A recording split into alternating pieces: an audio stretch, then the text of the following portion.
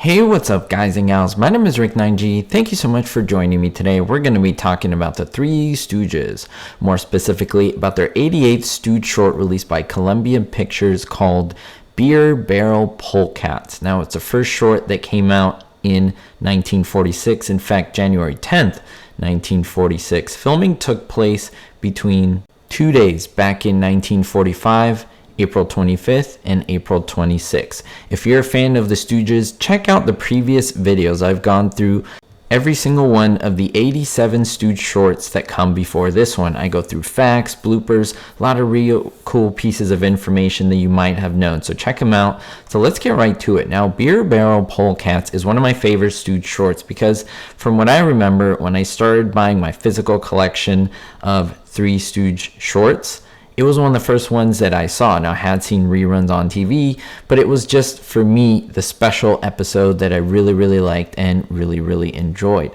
Now, there's a lot to talk about in this short, especially having to do with Curly's illness. If you know, we are cataloging the entire trajectory of his illness, how Curly essentially worsened in his condition, and this one is very important. This short marks a very important, significant time in Curly Howard's life where essentially it changed his role as a Stooge, and I'll talk about why in just a little bit.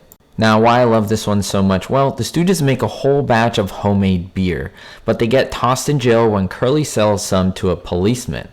Now, they find themselves in jail for about 40 years when a barrel of beer Curly has hidden under his coat explodes while they're being photographed. Now, while in this prison, the Stooges get into more trouble with the warden and wind up on the rock pile, destroying the rocks with hammers. But they finally decide that they want to escape. As they are released as old men, they have long gray beards, and the first thing Curly wants to do is get a bottle of beer, and the other two Stooges beat up on him for choosing that decision. Now, you have to note that this short is very significant, and it's a highlight because it's the first one in which Curly did after he had suffered the latest series of small strokes.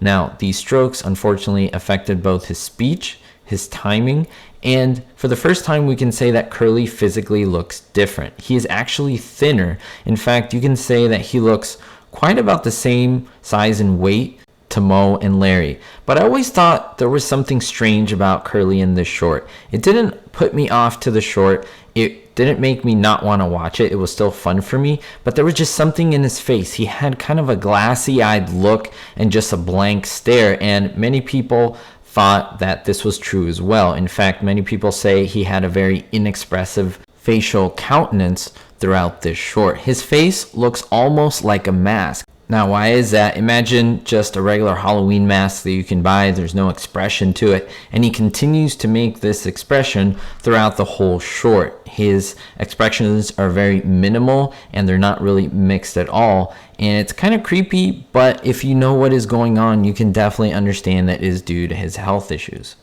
Also, as we've been cataloging all these Three Stooge shorts, you know that it usually takes 4 to 5 days to film one short. And you might think, how come this was done over 2 days? Well, that was on purpose. In fact, they had to cram 4 to 5 days of filming in only 2 days. That was because Curly's illness prevented him from maintaining the strength, stamina, and vitality for the duration of filming, which usually lasted 4 to 5 days and now only had to last 2 days max. And there's also a bit of a debate in this short. There was some reuse footage from previous shorts.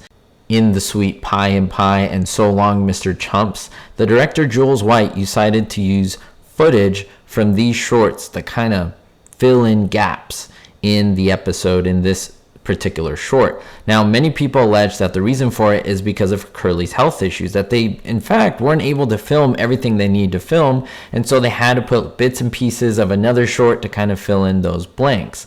But other people allege that this is untrue, and the reason why they did this was that there was a lawsuit by comedian Harold Lloyd who said that, hey, you're using some of my work, the script is very similar to the script that I've used, and so they had to rework the script so that they wouldn't get any issues in terms of a lawsuit, and so they had to use old footage. I could be wrong, and if there's proof of it, I'd stand corrected, but in my opinion, it has more to do with his illness. The reason is, it would make sense that it's very difficult to film something in 2 days that you're supposed to film in double that time, and so there would be gaps. Also, he struggled during his performances, so if you didn't get a shot and the production was done, there was no other thing you could do but get old footage and piece it together, maybe reword the script a little bit with the footage you already have and make a finished product. So that does make sense to me more than a lawsuit. But no matter what, I do want to get your thoughts down below in the comments. Do you think the reused footage was for Curly's illness, or do you think it was for the lawsuit? I'd love to hear your thoughts down below. And also, what do you think about Curly's illness? Should the Stooges have decided to kind of put him out of commission or let him rest earlier, or did they work him too hard to the end and probably that contributed to the worsening of his health issues? I would love to know your thoughts down below. I actually really like his performance in this, although it is different, a lot slower. It's still enjoyable. I mean, Curly still does a good job, but again, it's apples to oranges if you compare this Curly to 1936 Curly in the first few shorts. It's just night and day. He's so different, but as time went on, it was so gradual the change that you barely noticed until you go back and then you see how big of a difference it really is. So we'll see you all next time. Thanks so much for the support as always, and don't forget to stay positive and most importantly, be hopeful. Thank you so much to my platinum and diamond tier patrons, especially David D, Jerry D, Daniel B, Citizen Kane 359, Vito L, Sally N, Russ C, and Beatrice R. If you want to be on this list, make sure to check the links in the description. It's a great way to support the channel. Thank you.